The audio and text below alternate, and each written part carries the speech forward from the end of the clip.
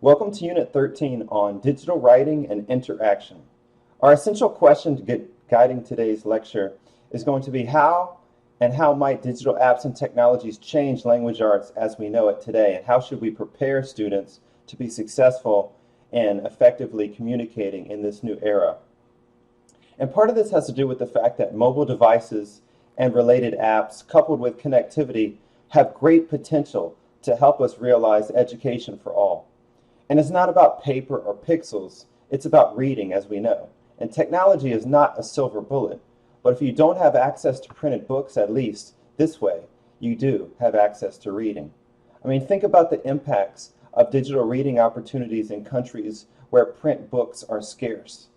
For the first time in history, mobile broadband gives us the chance to truly bring education to all, regardless of geographic location, linguistic and cultural frameworks, or ready access to infrastructure like schools and transport.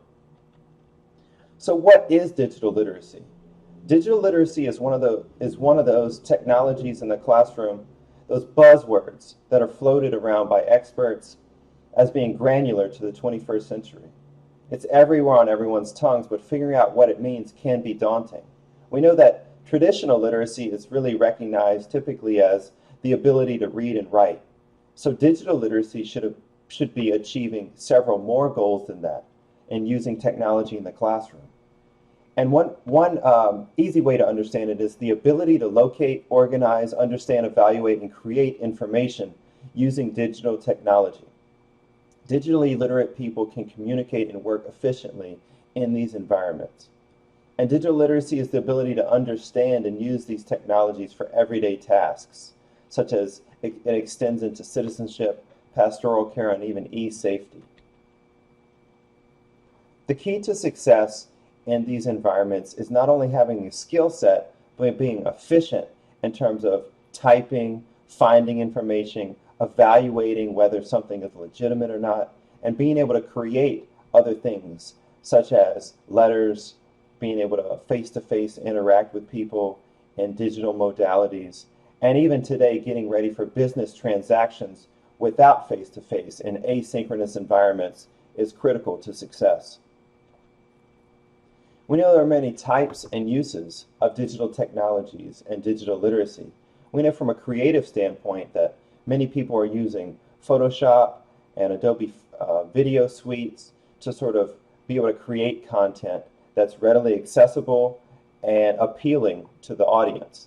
You know, for example, YouTube videos are often edited and highlighted to be able to increase their actual reach and popularity. Other things such as critical thinking, evaluating skills, as we were talking about before, in terms of judging the validity of search results, websites, and other information that you find. There's a famous study done by Professor Don Liu on the tree octopus, and I would encourage you to Google that to see how upper elementary and middle grade students dealt with websites that were created on false content, but they were created in an effort to try to fool students by legitimizing what it looked like and the overall appearance. We also have integrating learning into technology, the culture as a whole, through webinars and social media. Many of us are astute in these processes. We also have collaborative learning and Web 2.0 through Edmodo, Google Classroom, these sorts of things. Technology also should facilitate our research, whether that be using Raspberry Pi programming for creating apps within our school systems, or even seeing how we can predict weather patterns in the near future.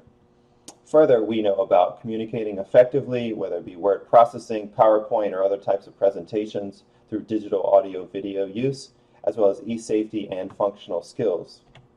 So I ask you today, do you agree or disagree with some of these notions? Pupils need to be taught now which tools are effective and how to use them responsibly. I have included a technology plus pedagogy file in this Blackboard portal for this week, and I highly encourage you to keep that. It's an amazing chart that I found in a Texas journal recently. The next question I have for you is, do you agree that we should teach students to be responsive readers and writers? Because We know that it takes sophistication in assessing the credibility of sources to be able to find accurate information on the internet that's sometimes diluted with propaganda and other types of information. Reducing the vast array of possible text into a manageable number. Does that take a skill set, and can we and should we teach that in school? In 8th grade, for instance, students are responsible for meeting multimodal literacy standards, such as the following. Students will analyze and evaluate the effectiveness of techniques used in written, oral, visual, digital, nonverbal, and interactive texts with a focus on persuasion and argument to generate and answer questions and create new understandings. So if these are the standards that are there, we have to think about how do we lead students to meet those standards. Realizing and constructing potential texts. So websites like fanfiction.net highlight over 8 million stories that upper elementary and adolescents have created and shared with their peers. There are new ways to disseminate information. And while there are that many more texts, we have to be mindful of the fact that we have to teach the evaluation skills for students to understand how to decipher what information is needed for their particular goals. So one is exploring information spaces on the internet to determine the relevance of that connection, selecting hyperlinks, and even creating purposeful paths in creating these ebooks. There's lots of research coming out on how students are tasked with creating ebooks within the classroom, even as early as elementary grade school. So one example is Amelie's internet reading task was focused on creating critical questions about obesity, and the strategies identified above contributed to her construction of critical questions, such as how could parents and guardians of children take action into their own hands to encourage a healthier lifestyle.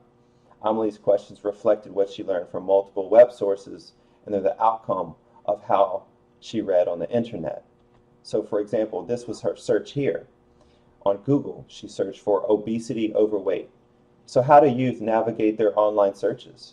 Professor Donald Liu, again from the University of UConn, found that students indeed do click in the order of appearance, but they also look at the URL for .edu, .org, or .gov endings to add credibility to or legitimacy to those websites. Unfortunately, those who wish to spread propaganda also know these findings, and so it's incumbent upon us to teach critical reading skills within the digital age so that students can evaluate the legitimacy of websites with our scaffolding and our supervision. So how did she engage with this web link? This is what was written. It won't be easy to find what I want, but these are sites are included the words I typed in, so I would definitely consider these as possible sources. First two things are actually the same site, which is Center for Disease Control and Prevention. It's a .gov, and it looks like a reliable. Another site, WHO, the World Health Organization. Who is who? What is .int? Maybe international. Obesity is an international concern. I would like to see what it can give me, but not right now. And I have Wikipedia at the bottom, even though sometimes people say it's not a good source, but you've got to check the sources because they're supposed to provide references at the bottom of the page. So this is her thinking through as she's contemplating which websites might be most useful for her particular needs. Another study that I led with a team of researchers in Oklahoma a few years ago, we conducted a study looking at the impacts of digital reading environments for use in the elementary grades. And while we found them to be effective for diverse learners, meaning kids would select books of their choice and add around their grade level, and then write book reviews for their friends and make recommendations and so forth, just like we would do as adults in different spaces. We also found that testing students in the same context in which they are taught, meaning students who are taught via print-based reading instruction, should be tested using print-based assessments, and vice versa. So students who would read in these digital reading environments should be tested in a digital space. These findings are paramount to how schools think about assessment and instruction in the digital age.